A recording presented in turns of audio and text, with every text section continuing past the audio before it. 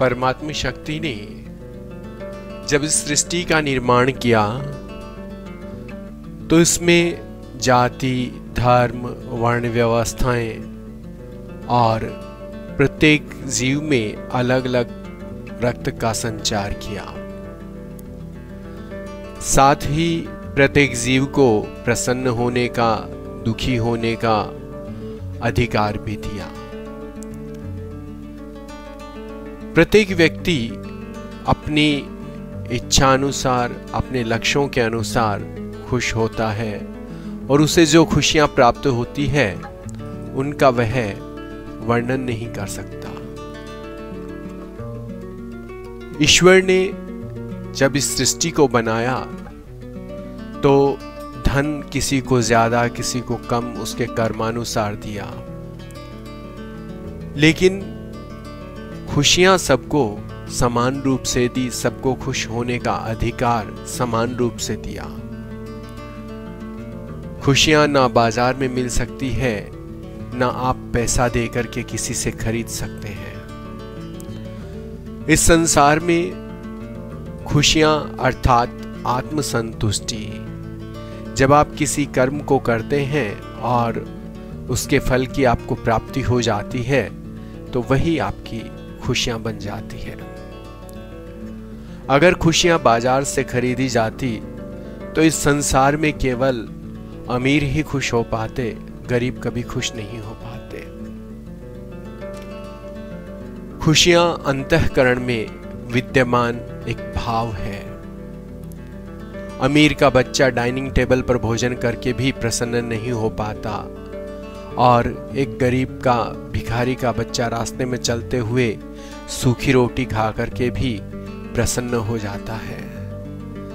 तो यह प्रसन्नता या खुशियां जो है ये किसी की मोहताज नहीं है, यह सिर्फ और सिर्फ मनुष्य की संतुष्टि पर निर्भर करती है।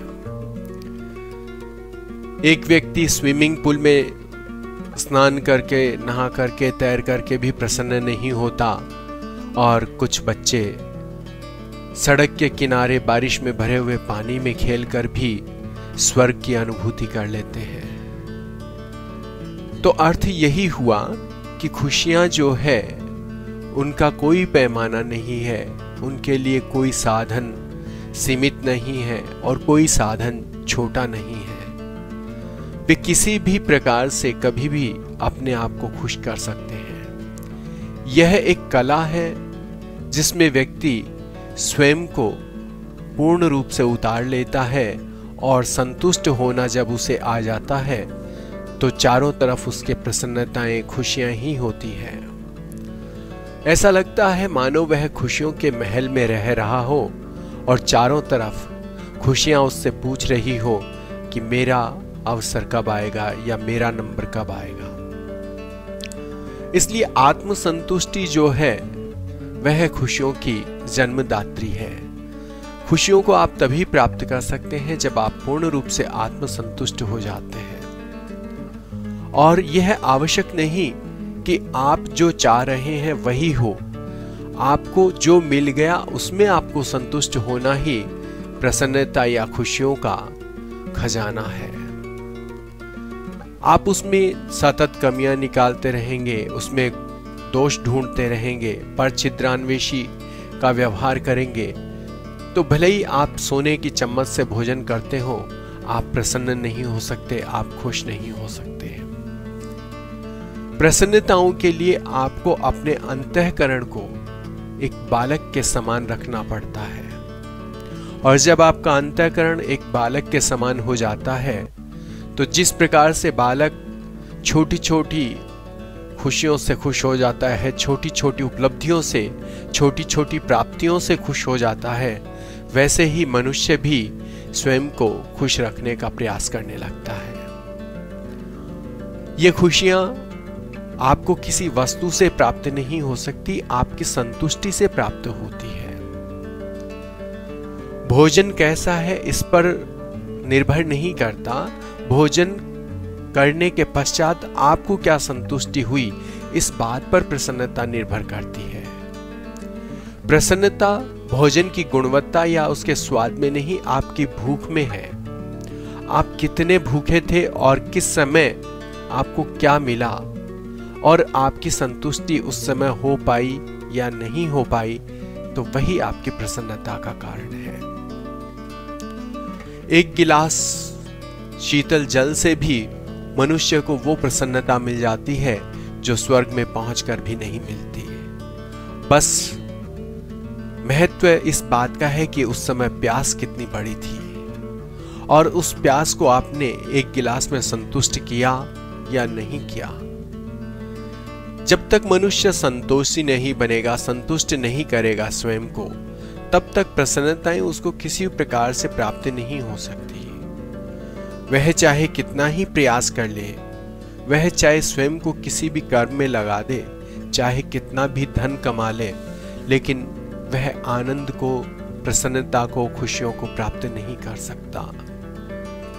वह तो उसके हृदय में विद्यमान संतुष्टि पर निर्भर करती है। वह जितना संतुष्ट होगा उतनी ही खुशियां उसके चारों तरफ होगी।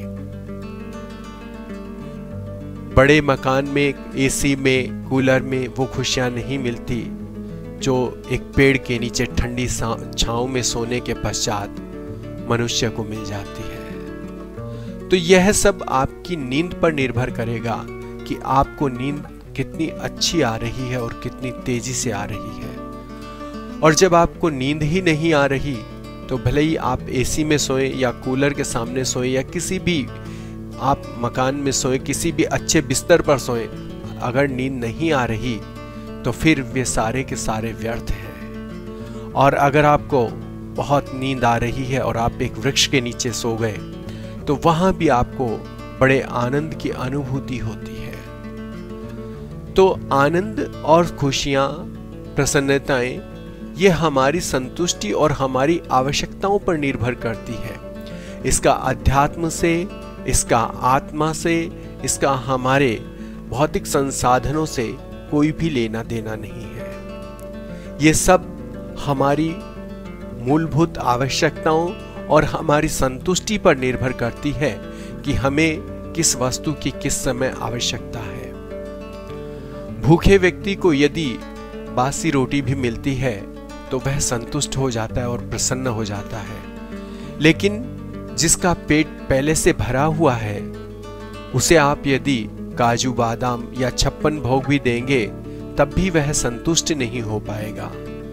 इसका कारण यही है कि उसको आवश्यकता नहीं है, और आवश्यकता के अनुसार जो कुछ मिल जाए उसमें संतुष्ट कर लेना ही स्वयं को, खुशियों को प्राप्त कर लेना है। इसलिए खुशियों को बाहर तलाश करने की बजाय, भौतिकता में तलाश करने की बजाय, भौतिक जगत में तलाश करने की बजाय स्वयं के हृदय में संतुष्टि को तलाश कीजिए। जब संतुष्टि आपको मिल जाती है तो बस वहीं आपको परम आनंद, खुशियां, प्रसन्नताएं प्राप्त हो जाती है। इससे बढ़कर प्रसन्नता, खुशियां कहीं नहीं है, आपके अंतःकरण में है।